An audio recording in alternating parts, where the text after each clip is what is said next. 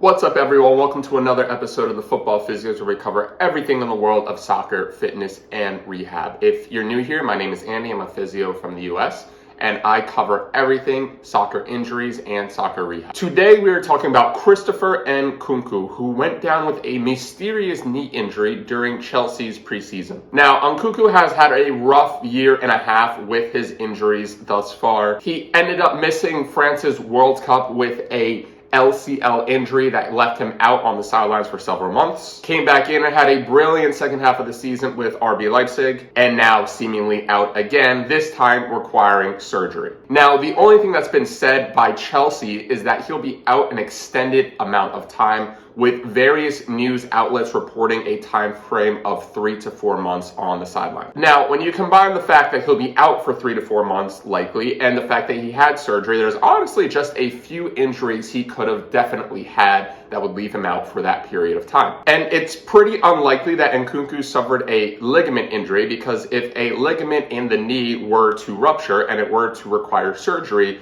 chances are Nkunku would be out for a minimum of at least 6 months, closer to 9 months, maybe even a year. So because of that, we know it's likely not an ACL, an MCL, a PCL, or an LCL, which then leads us to structures inside of the knee, with the number one structure being the meniscus. Now, the meniscus is a structure that sits between your thigh bone and your shin bone, and it helps to absorb shock. And frequently, whenever athletes undergo a twisting, a pivoting mechanism, sometimes the meniscus will get injured. And when it does get injured, you have three options. Option number one, treat it conservatively with rehab only. And the rehab for this could be anywhere from a few weeks to even a few months. Option number two is actually physically repair the meniscus through surgery. And with this, you're taking the pieces that were torn and physically sewing them back together. But this is likely something that Nkunku didn't have, because the rehab for this is usually at least 6 months. That leaves us with option number three,